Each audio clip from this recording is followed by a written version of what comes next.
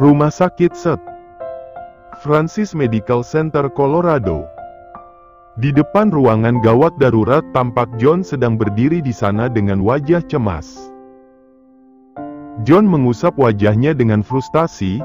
Dia kembali teringat permintaan Samantha kepadanya selama perjalanan menuju ke rumah sakit. "John, jika aku mati tolong jaga Edward untukku," pinta Samantha. "Baby, jangan asal bicara. Kau tidak akan mati." John kembali menitikkan air matanya karena dia tidak sanggup melihat keadaan Samantha. "Jalankan mobilnya dengan cepat," perintahnya kepada anak buahnya. Samantha mengangkat tangannya yang dipenuhi dengan darah dan membelai wajah John. "John, berjanjilah padaku jika kau akan selalu menjaga Edward untukku sekalipun dia anak Franz." "I'm promise baby, I'm promise," jawab John. Samantha tersenyum mendengarnya. "Thank you John, aku bisa tenang sekarang. Jangan berkata demikian seolah-olah kau akan mati, baby." Dengan susah payah Samantha mengangkat kepalanya dan mengecup bibir John. "Aku hanya takut saja, takut jika waktuku tidak banyak. Jadi jangan salahkan dirimu jika aku mati," katanya lagi. Samantha kembali memuntahkan darah dari mulutnya. "Stop baby, don't say that. Aku sudah bilang kau tidak akan mati dan sebaiknya kau jangan banyak bicara terlebih dahulu." John mencium wajah Samantha dan menyeka darah yang ada di bibirnya. Dia tidak akan pernah mengizinkan Samantha mengatakan perkataan itu lagi. "I love you John," bisik Samantha dengan lemah. "I know baby, I love you too," jawabnya dengan cepat. Samantha kembali tersenyum dengan lemah dan mulai memejamkan matanya dan pada saat melihatnya, John mulai panik. Dia mulai memanggil-manggil Samantha agar tetap sadar. "Baby, jangan tidur, tetaplah bersamaku," pintanya tapi Samantha diam saja. "Sayang, jawab aku, please," pintanya. "Sorry John, aku lelah," jawab Samantha dengan lemah. Bertahanlah sayang. Sebentar lagi kita akan tiba di rumah sakit." John memeluk Samantha dengan erat. Untuk pertama kali dalam hidupnya baru kali ini dia menangis untuk seorang wanita. Dia tidak akan bisa kehilangan Samantha begitu saja. Saat tiba di rumah sakit, John keluar dari mobilnya dengan cepat. Pria itu berlari seperti orang gila dan berteriak di sana. Para dokter yang melihat langsung membawa ranjang ke arahnya dan dengan cepat pula, John meletakkan tubuh Samantha di sana. Dia juga mengikuti para dokter itu sampai di depan ruangan gawat darurat. Dia berdiri di sana dengan cemas dan menerima panggilan dari asistennya. John meminta Billy memberitahukan kedua orang tua Samantha di mana putrinya berada dan meminta Billy membawakan pakaian bersih untuknya karena pakaian yang dipakainya sudah basah terkena darah Samantha. John kembali mengusap wajahnya, berharap keadaan Samantha baik-baik saja. Di dalam ruangan gawat darurat itu, Samantha sedang menjalani operasi untuk mengeluarkan peluru yang bersarang di bahu kanannya.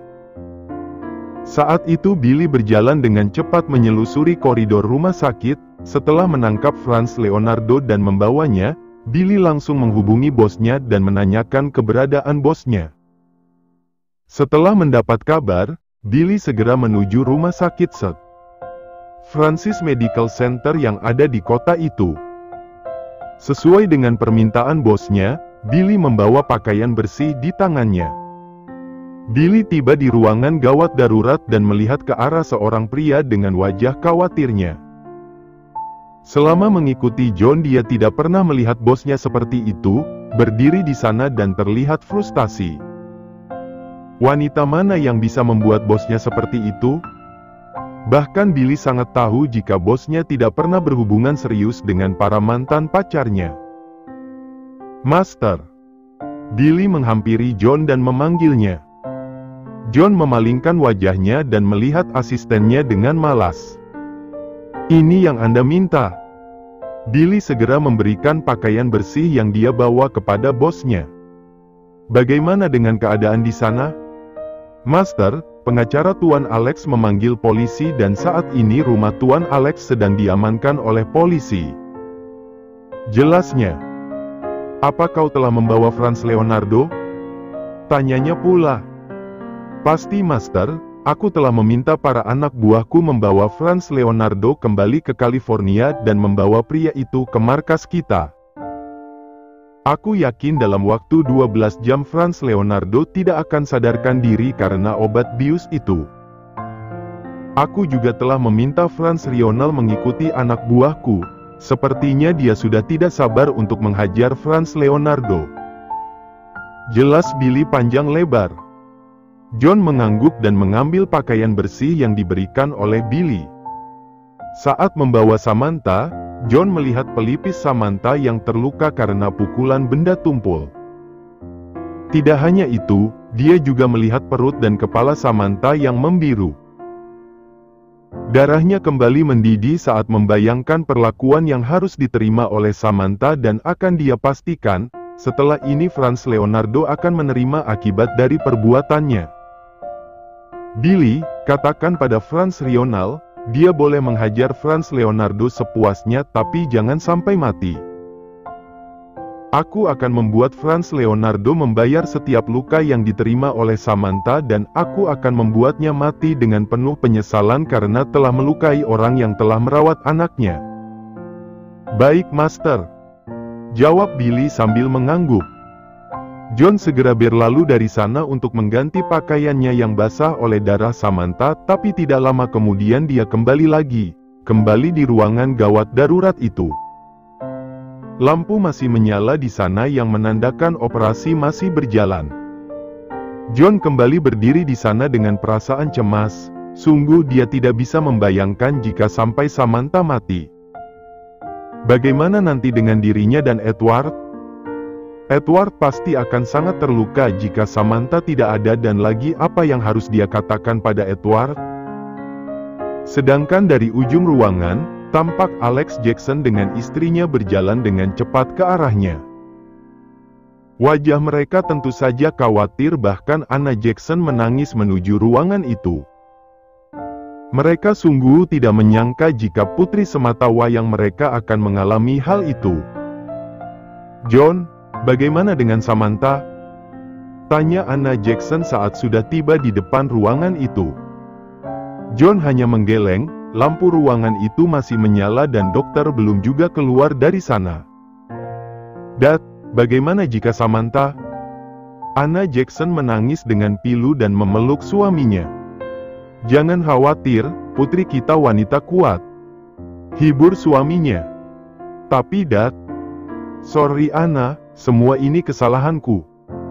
Seandainya aku tidak bersikeras menjodohkan Samantha, aku menyesal, sangat menyesal sehingga harus mencelakai putri kita.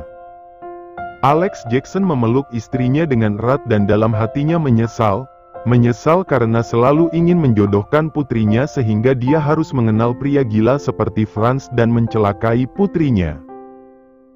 Seandainya dia mendengarkan putrinya 3 tahun lalu, tidak mengusirnya, mungkin putrinya tidak akan mengalami hal seperti ini. Jika Samantha sudah sadar nanti, dia akan meminta putrinya kembali ke rumahnya seperti 3 tahun lalu. Tinggal bersama dengannya lagi, dia juga tidak akan menjodohkan Samantha lagi dan menghormati setiap keputusan yang diambil oleh Samantha. Mereka menunggu di sana dan berharap Samantha baik-baik saja dan pada saat itu, lampu ruangan gawat darurat itu mati dan dokter yang menangani Samantha keluar dari sana dengan wajah cemas.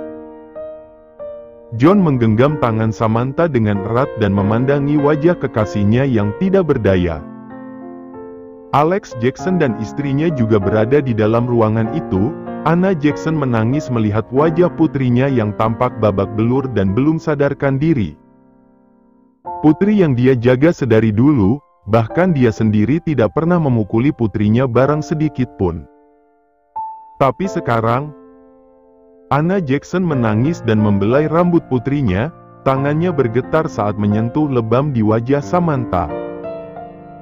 Saat itu Samantha telah mereka pindahkan ke ruangan VIP di rumah sakit itu. John ingin membawa Samantha ke rumah sakit pribadi keluarganya, tapi tidak bisa. Dokter di sana tidak mengizinkan karena kondisi pasien yang tidak memungkinkan. Tadi saat dokter keluar dari ruangan gawat darurat dengan wajah cemas, mereka mengira terjadi sesuatu dengan Samantha.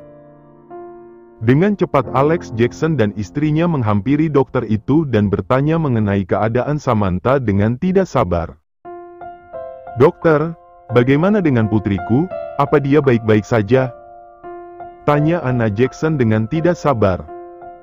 "Tenang Nyonya, putri Anda dalam keadaan baik dan peluru dari bahunya sudah kami keluarkan." John sangat lega mendengar perkataan dokter itu. Tapi pasien kehilangan banyak darah dan ada sedikit pendarahan di kepalanya akibat benturan, jadi dikhawatirkan putri Nyonya akan mengalami koma. Alex Jackson dan istrinya sangat kaget dan tidak percaya mendengarnya sedangkan John tidak kalah kagetnya. Tidak. Anna Jackson menangis, lututnya terasa lemas tapi Alex Jackson langsung memeluk istrinya. "Tapi kalian tenang saja, ini hanya kemungkinan. Bisa saja pasien sadar dalam waktu dekat, kita lihat saja dalam waktu beberapa jam ke depan. Saat reaksi obat bius telah habis biasanya pasien akan sadar dan aku juga berharap putri Anda tidak akan koma," jelas dokter itu. Setelah dokter berkata demikian, dua orang suster mendorong Samantha yang telah selesai menjalani operasi keluar dari ruangan itu.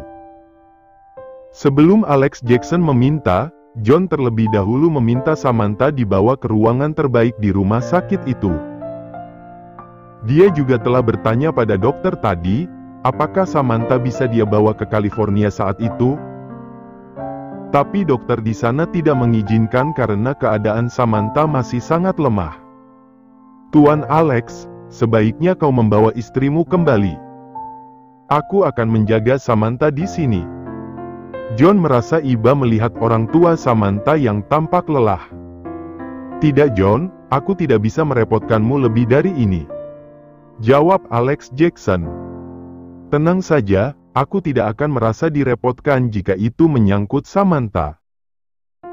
Alex Jackson menatap pria itu dengan lekat, sepertinya Samantha tidak salah memilih. Seharusnya dia percaya pada putrinya lebih awal. Tapi semua sudah terjadi dan sekarang, dia berharap Samantha bisa cepat sadar. "John, aku sangat berterima kasih kau datang di saat yang tepat. Aku sungguh tidak bisa melihat jika putriku sampai dinodai oleh baingan itu." Wajah menatap ayah Samantha, apa yang hendak diperbuat Franz? Apa yang ingin baingan itu lakukan pada Samantha? Tanyanya dengan cepat. Franz hendak memperkaosnya tapi Samantha melawan dan menendang adiknya. Franz sangat marah dan memerintahkan anak buahnya untuk memukuli Samantha. John menggeram marah mendengarnya. Selama ini dia masih menghormati keputusan Samantha tapi berani-beraninya pria itu ingin menodai wanitanya. Darahnya kembali mendidih saat membayangkan itu. "Tuan Alex, kau tidak perlu khawatir. Aku akan membalas setiap perbuatan yang telah diperbuat Franz, bahkan aku akan membalasnya dengan lebih kejam. Aku sangat berterima kasih, seharusnya aku mempercayai putriku sejak awal. Jangan kau pikirkan, kalian sudah berumur jadi kembalilah dengan istrimu, aku akan menjaganya di sini." John meraih ponselnya dan segera menghubungi asistennya Billy. Pria itu memerintahkan asistennya membawa Alex Jackson bersama dengan istrinya ke sebuah hotel. Kedua orang tua itu terlihat sangat lelah karena Franz telah menyekap mereka kurang lebih dari 12 jam. Setelah mendapat perintah dari bosnya, Billy membawa Alex Jackson dan istrinya ke sebuah hotel yang ada di dekat rumah sakit itu. Mereka tidak bisa kembali ke rumah mereka karena di sana masih terpasang garis polisi dikarenakan anak buah Franz mati di sana, belum lagi seorang pelayanannya yang jadi korban. Setelah mengantar Alex Jackson, Billy kembali ke rumah sakit itu sambil membawa sesuatu di tangannya. Billy masuk ke dalam ruangan VIP itu dan melihat bosnya dengan iba. Seorang pria berdarah dingin tampak khawatir melihat seorang wanita yang tidak sadarkan diri di atas tempat tidur. Sungguh pemandangan yang langka. Dia juga berharap wanita yang sangat dicintai oleh bosnya bisa cepat sadar. "Master, aku membawakan makanan untukmu. Letakkan di situ," jawab John dengan malas. Billy berjalan mendekati meja dan meletakkan makanan yang dia bawa di sana. Setelah itu Billy kembali berdiri di belakang bosnya. "Master, aku memang hanya asisten pribadimu, tapi tolong dengarkan permintaanku baik-baik. Setelah itu jika kau ingin membunuhku maka aku bersedia." "Katakan." Billy memberanikan diri menyentuh bahu bosnya itu. "Anda belum makan sedari siang, aku harap Anda mau makan," pintanya. John bangkit berdiri dan melotot pada asisten pribadinya itu. "Apa kau pikir aku bisa makan sekarang?" tanyanya dengan nada tinggi. "Master, aku mengerti dengan keadaanmu." "Apa yang kau mengerti?" John masih melotot pada asisten pribadinya. Billy menelan ludahnya dengan kasar, tapi dia harus memberanikan diri untuk membujuk bosnya. "Master, kau paling tahu kenapa aku mengikutimu. Kau yang telah menyelamatkan aku saat kedua orang tuaku mati dibunuh di depanku, jadi aku tahu bagaimana perasaanmu saat ini. Aku telah bersumpah untuk mengikutimu dengan setia, tapi sampai saat ini aku belum pernah melihatmu seperti ini dan terus terang saja, aku tidak bisa. Pikirkanlah keadaanmu juga dan jika nanti Mas Samantha sadar, apa dia akan senang melihat keadaanmu seperti ini?" John mengusap wajahnya, yang dikatakan Billy benar adanya. "Master, aku mengatakan ini karena aku peduli padamu.